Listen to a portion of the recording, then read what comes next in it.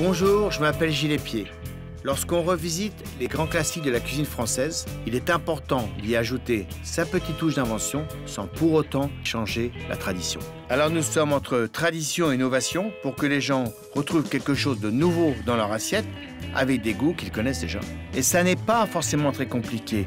Il faut juste laisser libre cours à son imagination, intégrer un produit inattendu, une cuisson nouvelle et une bonne idée de dressage.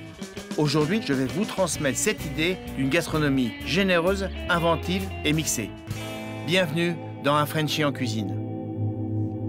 Bonjour, aujourd'hui nous allons faire un menu un peu plus traditionnel que d'habitude, avec une petite pointe de modernité. Nous allons commencer par une terrine de roquefort aux noix et aux abricots. Nous continuerons ensuite par des coquilles Saint-Jacques aux poireaux et pommes de terre, avec une petite crème à l'huile de truffe. Et nous finirons par une salade de pamplemousse rose à la menthe fraîche. Alors, pour commencer, nous allons attaquer notre terrine de roquefort. Alors, pour effectuer notre recette, il nous faut, bien entendu, du roquefort, du beurre, des abricots secs, des noix, du persil et une petite pointe de salade et également une petite touche d'huile d'olive pour terminer l'assaisonnement de notre salade. Alors, nous allons commencer par notre mélange roquefort et beurre. Alors la recette, elle est assez simple. Il faut autant de beurre que de roquefort. Alors le beurre doit être à la température ambiante. Pas fondu non plus. Il suffit de mélanger avec une spatule le beurre pour le rendre un peu plus pommade, de façon à ce qu'il se mixe bien avec le roquefort. J'ai choisi un roquefort qui est un roquefort de haut de gamme, avec beaucoup de moisissures, parce qu'on va le retrouver, la moisissure, dans notre terrine. Et je vais ajouter petit à petit mon roquefort. Alors, mon roquefort, je vais le prendre à la cuillère, bien entendu, parce que c'est du roquefort, c'est quand même fort. Donc, mon roquefort est un roquefort haut de gamme, avec beaucoup de moisissures dedans. Alors, je n'ai pas besoin de rajouter ni de sel, ni de poivre, parce que c'est déjà assaisonné. Donc, au fur et à mesure, je mélange. Alors, surtout pas commencer à le mélanger au fouet, ni au batteur, parce qu'effectivement, le mélange sera bien fait, mais vous n'aurez pas conservé ces petites pointes de moisissure qui vont faire justement la saveur de notre recette et surtout la beauté de notre terrine quand on va la couper. Alors, ça sent très très bon, vous n'avez pas la chance de sentir, mais ça sent très très bon. Donc c'est un petit peu de travail. Et ça, c'est une recette, en fait, je vais vous dire, tous les gens mangent du fromage après le plat de résistance. Et moi, j'ai découvert que de plus en plus de gens mangeaient le fromage en entrée. Et dans bien des pays, on mange le fromage d'ailleurs qu'en entrée. Et je me suis dit, pourquoi pas faire une recette aménagée, sympathique, qu'on pourrait servir en entrée. Donc là, maintenant, je vais faire des noix concassées. Même chose, on ne passe pas les noix à la machine. Délicatement, on va concasser nos noix. Alors, il ne faut pas les couper non plus, hacher trop fines, parce que l'idée de la recette, c'est de retrouver quand même les morceaux de noix dedans. Alors, les noix, ça va apporter un petit côté croquant à notre recette, et surtout plein de saveurs. Noix et roquefort, c'est une combinaison plutôt agréable. Et alors, pour rajouter le petit côté ludique en plus à notre recette, des abricots secs. Ça ne marche qu'avec des abricots secs, surtout pas d'abricots frais, ça ne marchera pas. Alors un petit peu d'abricots secs, pas trop, parce qu'on n'est pas en train de faire une entrée sucrée, mais c'est plutôt du salé avec une petite pointe de sucre. Je vais finir avec une petite pointe de persil coupée en morceaux, de façon à ce qu'à la tranche, on puisse retrouver justement ces morceaux de persil et la saveur de notre persil. Donc tous ces éléments vont se mélanger ensemble et au froid, tous les goûts vont s'échanger. Et lorsqu'on va couper notre terrine, ça va non seulement être joli, mais ça va tellement être bon. Alors il vous faut pour ça une jolie petite terrine, comme la mienne là, mais vous pouvez la mouler dans autre chose si vous le souhaitez. Mais moi je trouve que dans la petite terrine c'est toujours mieux, parce qu'on reste dans l'esprit un peu pâté, si on peut dire ça. Il faut prendre soin de bien appuyer de façon à bien évacuer l'air qui se trouve dans la terrine. À partir du moment où le beurre est pommade et que le roquefort est à la même température que le beurre, c'est une recette qui va très vite à faire, très rapide. Alors là, en plus, c'est une recette qui se conserve bien. Vous pouvez faire ça facilement 4-5 jours à l'avance. Et plus c'est au frais, mieux c'est. Alors, nous sommes dans une recette qui reste quand même très abordable, hein, et en plus, très originale, et qui plaît, et ça, je peux vous le garantir, parce que c'est comme ça que ça se passe chez moi, qui plaît aux grands et aux petits. Parce que c'est vrai que le roquefort, tout seul, c'est comme un produit qui est puissant, qui a beaucoup de goût, et le fait de le couper avec un peu de beurre, bah, tout de suite, automatiquement, on adoucit notre recette. Et les enfants qui adorent le fromage, mais qui n'aiment pas nécessairement le roquefort, justement parce que c'est trop salé, trop fort, d'un seul coup se trouvent à adorer cette recette. Alors voilà, notre terrine est prête. Donc maintenant, je vais la mettre au frais. 3, 4, 5 heures. En fait, plus on la laisse au frais, meilleure la terrine sera. Mais moins, je me suis avancé, parce qu'on ne va pas attendre 3, 4, 5 heures qu'elle soit prête. Voilà le résultat de ma terrine que j'ai faite en avance. Alors, elle a déjà pris toute sa couleur, tout son goût. Alors, pour démouler la terrine, le plus simple, c'est d'allumer une casserole avec un peu d'eau chaude pour ne pas faire de bêtises, parce qu'on ne va pas taper la terrine sur la planche, ça ne sert à rien. Une petite assiette que je prends ici pour assaisonner ma salade. Alors, on peut faire, par exemple, des toasts de pain de campagne avec, ça ira très bien. Voilà, c'est une petite entrée très simple. Alors, pour couper la terrine, il faut prendre un couteau à lame fine. Alors, je passe bien mon couteau autour de ma terrine pour bien décoller le roquefort du moule. Alors, voilà une recette qui va faire plaisir à tous vos amis, parce que moi, je peux vous dire que cette recette-là, chaque fois que quelqu'un goûte la recette, me demande tout le temps, les proportions et comment on fait, etc., etc. Alors maintenant, ils ne vont pas me demander, puisqu'ils vont retrouver les recettes sur le site. Voilà. Alors, l'eau tiède, je trempe ma terrine, parce qu'il y a du beurre dedans, je ne vais pas la laisser trop longtemps non plus. Je trempe légèrement, j'espère que ça va se décoller tout de suite. Normalement, oui. Je dis bien normalement, oui. Et là, voilà. Alors, voilà comment je vais faire. Je vais la lisser pour avoir quelque chose de très joli. Une fois qu'elle s'est décollée une fois, vous pouvez la remettre dans la terrine. Elle se redécollera très facilement après. Le plus dur, c'est la première fois, puisqu'il n'y a pas d'air entre le fromage et la terrine. Voilà. Pas beau, ça? Et maintenant, on va passer au dressage de notre terrine. Alors, un couteau à lame fine, pourquoi? Parce qu'au moins, ce sera net. Allez, une entame, juste histoire de dire qu'on a fait une entame, ici. Voilà, elle est belle, l'entame comme ça, très belle. Et maintenant, on va s'attaquer à une belle tranche.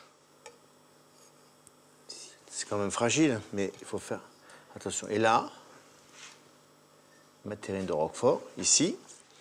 Donc là, je mets un petit peu de poivre pour ceux qui aiment le roquefort un peu relevé. Là, je vais remettre ma terrine. Voilà, comme ça, je vais pouvoir la remettre au frigo pour la prochaine fois. Alors, il ne faut pas beaucoup de salade, hein. Quelques petites feuilles pour le décor. Un petit coup de moulin. Il n'est pas nécessaire, dans une recette comme ça, de mettre du vinaigre. Juste un petit peu d'huile d'olive. Ça suffit à soi-même. Alors, je rappelle qu'on peut ajouter dessus des toasts, par exemple, des toasts de pain grillé. Ce serait parfait, ça. Pain de campagne grillé, ce sera parfait. Alors ça, c'est une recette très, très simple, très enfantine. N'importe qui est capable de le faire. Il suffit de mélanger 50% de roquefort, 50% de beurre et ajouter les noix, les abricots et le persil. Donc voilà, notre entrée est maintenant terminée. La terrine de roquefort aux noix et aux abricots. Nous allons maintenant passer à notre plat principal, les coquilles Saint-Jacques aux poireaux et pommes de terre à l'huile de truffe. Alors pour effectuer cette recette, il nous faut bien entendu des coquilles Saint-Jacques. Des belles coquilles Saint-Jacques que j'ai là. Des poireaux, des pommes de terre, de la crème, du beurre, de l'huile de truffe, du piment d'Espelette. Alors je vais éplucher et préparer mes légumes. Alors c'est pas très amusant de faire ça, mais il faut bien éplucher les pommes de terre, n'est-ce pas? Donc j'épluche mes pommes de terre.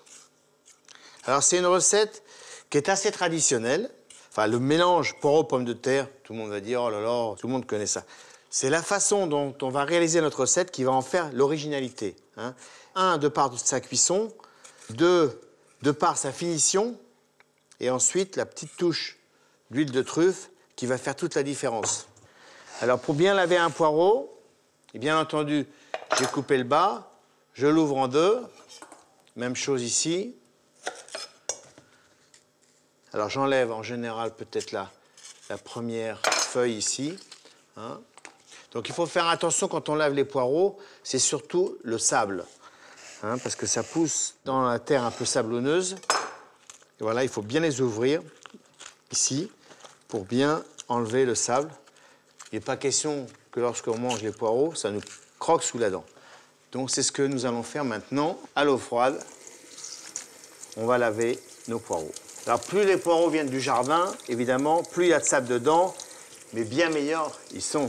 Souvent d'ailleurs, les gens qui sont très fragiles des yeux et qui mangent des poireaux qui sortent du jardin ont tendance à pleurer parce que le poireau et l'oignon, c'est la même famille. Alors je vais couper mes pommes de terre. Ce que je vais faire des cubes de pommes de terre. Au fur et à mesure que la cuisson avancera, il faut absolument que mes pommes de terre restent en cubes et qu'elles ne s'écrasent pas.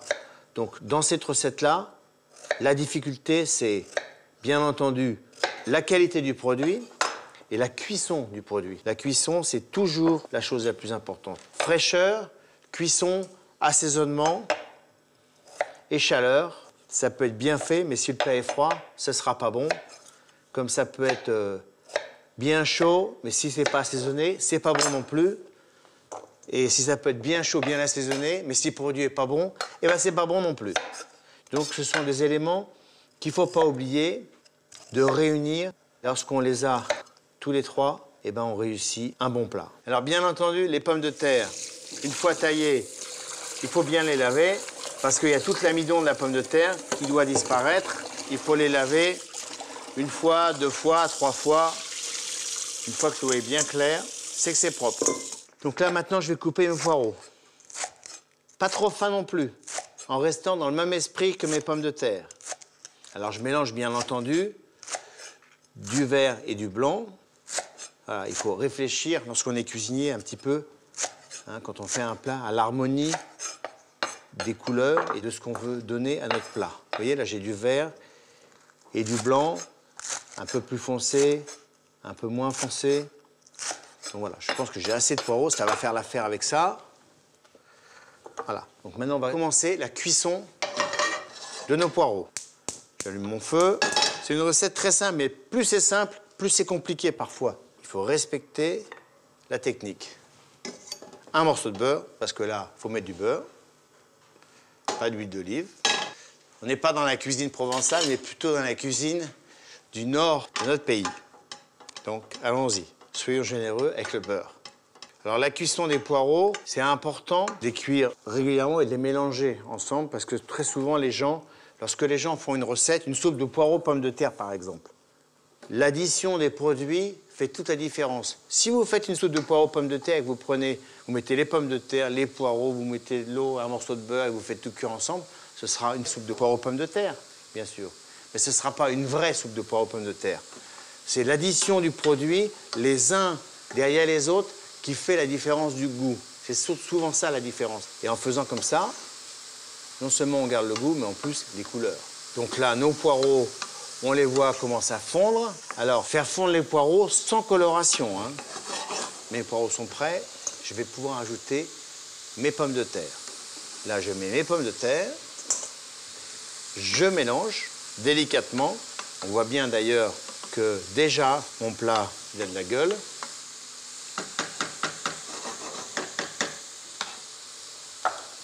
un peu de sel.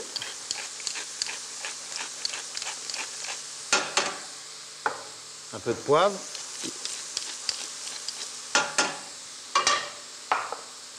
Et là, je vais mouiller avec ma crème. Je ne mouille pas avec de l'eau, ni avec du bouillon, directement avec la crème. L'huile de truffe. Alors, l'huile de truffe, c'est très particulier, l'huile de truffe, hein. Surtout, n'achetez pas des huiles aromatisées ou synthétiques. D'ailleurs, c'est bien indiqué sur l'étiquette, huile de truffe noire. Hein. Surtout, ne vous faites pas avoir avec les huiles synthétiques, parce que c'est pas du tout le même goût, et c'est pas du tout le même résultat une fois que ce sera cuit. Donc là, on a tout fait, et là, on est parti pour 15-20 minutes de cuisson. On se retrouve tout à l'heure. Pour avoir une cuisson parfaite des légumes, il faut les sonder avec un cure-dent. Et dès que vous n'avez presque plus de résistance, on égoutte nos légumes afin de conserver une très jolie couleur et en même temps stopper la cuisson. Alors voilà, mes poireaux pommes de terre sont finalement cuits. Alors je vais les égoutter. Et je vais récupérer le jus de cuisson. Je récupère mon jus de cuisson, ici. Je remets ça dans ma sauteuse. Là, je vais faire réduire gentiment ma petite sauce. Encore un peu de sel, un peu de poivre, pour que ça réduise, que ça prenne du goût. Donc on voit bien la couleur a changé là. Une jolie couleur vert clair. Maintenant, je vais préparer mes coquilles Saint-Jacques. Alors, j'ai les coquilles Saint-Jacques avec corail. Certaines personnes les mangent sans corail, mais aujourd'hui, j'en ai avec. Alors, on va les cuire avec. Et là, dans notre cas, on ne va pas le jeter pour le plaisir de jeter. J'ai déjà chauffé ma poêle. Elle est préchauffée, très chaude. Huile d'olive.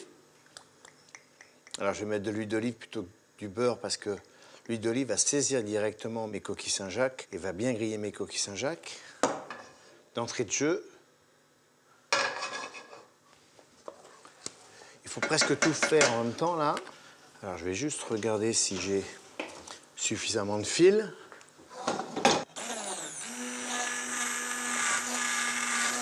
Voilà. Bon, je vais finir avec ça tout à l'heure, parce que pour le faire bien mousser, il ne faut pas que ce soit trop chaud non plus. Donc là, c'est suffisamment chaud. Je vais goûter ma sauce. C'est bon, ça. Très bon. Ça a besoin d'être un peu relevé. Le poireau et les pommes de terre supportent le côté un peu épicé de cette recette. Je vais démarrer mes coquilles. Voilà. Alors, quand on fait des coquilles Saint-Jacques, il ne faut pas mettre trop de coquilles Saint-Jacques dans la poêle en même temps, parce que sinon, si le feu n'est pas suffisamment puissant, ça bout. Alors le mieux, c'est de les laisser cuire sans les bricoler. Quand je dis sans les bricoler, c'est qu'il ne faut pas les remuer, les bouger. Si vous faites ça, eh ben, ça ne va pas caraméliser, ça va bouillir. Pendant ce temps-là, on va dresser notre poireau pommes de terre. Ici. Ça sent bon, ça. Ouh, ça sent très, très bon. Alors, si jamais vous faites les poireaux à l'avance, mettez dans une petite boîte et au moment où vos coquilles Saint-Jacques sont en train de cuire, mettez-les 30 secondes au micro-ondes. Comme ça, vous dressez vos poireaux, ils seront impeccables. Je retourne mes coquilles. Alors, c'est vrai qu'avec le corail, c'est quand même mignon, quoi. On peut assaisonner également les coquilles Saint-Jacques avec du gros sel. Certaines personnes adorent ça. Moi, je préfère qu'on rajoute une petite pointe de gros sel après cuisson. Parce que quand on le met à la cuisson sur les coquilles Saint-Jacques, surtout du gros sel gris comme celui-là, il est un peu humide et il risque de péter dans la poêle. Et là, pouf, vous pouvez en attraper dans le cou ou sur la figure. Et tout le monde sait très bien qu'un coup de gros sel bouillant dans le visage, ça fait pas du bien. Alors, je mets toujours un cercle parce que, en fait, ça permet de tenir la garniture bien ensemble et de servir une assiette qui soit régulière et que ce soit propre, l'histoire. Voilà, coquille Saint-Jacques dessus pour terminer. Alors, dans mon jus, je vais mettre un petit morceau de beurre dedans. Ça va le faire mousser. Et là, vous voyez, ça mousse, là. Alors, si la crème est trop chaude, ça mousse pas. Si elle est trop froide, ça mousse pas. Et quand elle est comme elle est là, c'est-à-dire tiède, un petit morceau de beurre dedans, et là, elle mousse. Alors, c'est la même chose quand on fait de la bisque de homard, par exemple. Hein, on peut la faire mousser de la même façon. Vous voyez, on a une belle mousse, là. Et là, moi, je vais utiliser ma mousse. D'abord, je vais décercler. Décercler mon assiette, là.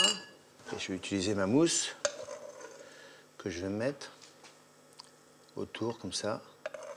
Très légère. On a une recette traditionnelle qui est transformée en une recette presque hyper moderne. Petite goutte d'huile de truffe, presque rien, pour pas tuer le goût de nos coquilles Saint-Jacques. Un petit peu de piment d'Espelette autour, un petit peu de gros sel pour la finition. Et voilà, mon plat principal est maintenant terminé. Les coquilles Saint-Jacques au poireau aux pommes de terre à l'huile de truffe. C'est maintenant le moment de notre dessert. Je vais préparer une salade de pamplemousse rose à la menthe fraîche et au citron vert. Alors pour réaliser cette recette, il me faut du pamplemousse rose, de la menthe fraîche, un citron vert, du sucre et de la crème. Alors nous allons commencer tout d'abord par peler à vif nos pamplemousses. Ça veut dire que je coupe un morceau de chaque côté de nos pamplemousses et je vais couper avec mon couteau en suivant bien la peau. Alors le plus facile, c'est de faire la découpe du pamplemousse de la façon où je le fais, en faisant bien attention d'enlever la peau blanche, qui n'est pas très bonne et qui sert à pas grand-chose, à part la protection du pamplemousse. Maintenant, je vais faire mes segments. Vous voyez, j'en ai encore laissé, là, il faut que je les enlève, ici. Pas très compliqué, mais il faut quand même bien avoir l'œil. Quand vous choisissez le pamplemousse, il faut faire en sorte d'essayer de choisir des pamplemousses relativement fermes, de façon à avoir beaucoup plus de facilité pour lever les segments et avoir des beaux segments bien épais. Alors, je pense que je peux en faire un autre ici, très rapidement. Et on voit bien que celui-là est un peu plus beau. Alors, on n'est pas dans le pamplemousse quand on l'achète, hein. Il faut seulement essayer de trouver le meilleur en appuyant dessus. S'il est creux, ça veut dire qu'il est déjà un peu plus vieux et qu'il n'y a plus grand-chose dedans, c'est-à-dire que tout le jus est parti. Plus il est ferme, plus vous aurez de chance d'avoir des beaux segments pour faire votre salade. Quelques segments de plus. Donc là, je pense que on est bon, ou presque. Le dernier, et voilà. Donc maintenant, je vais procéder à l'égouttage de mes segments. Une assiette avec du papier absorbant. Et là, je range mes segments de pamplemousse, les uns à côté des autres. Là, vous allez comprendre pourquoi. Une fois qu'on sera passé au dressage. En attendant, on va les laisser tranquillement s'éponger. Voilà, ça c'est fait. Là, on va les laisser s'éponger tranquillement. Et maintenant, on va passer à la crème. Alors, la crème, dans le batteur, on va l'émulsionner, mais on ne va pas faire de la crème. On va mettre un petit peu de sucre d'abord, directement. Mais on ne va pas faire une crème fouettée très serrée. On va essayer de la garder. On va l'alléger, mais on va la garder quand même malléable, de façon à ce qu'on puisse la mettre dans le fond de notre assiette. Parfait. C'est juste comme il faut. Pas trop serré. Donc maintenant, je vais prendre les feuilles de menthe que je vais ciseler très finement. Alors, on ne cisèle pas les feuilles de menthe trop longtemps à l'avance parce que sinon, elles noircissent. D'ailleurs, je vais attendre le dernier moment pour le faire. Et l'intérêt dans notre menu, c'est qu'on a fait un dessert qui pourrait être une entrée et une entrée qui pourrait être un dessert.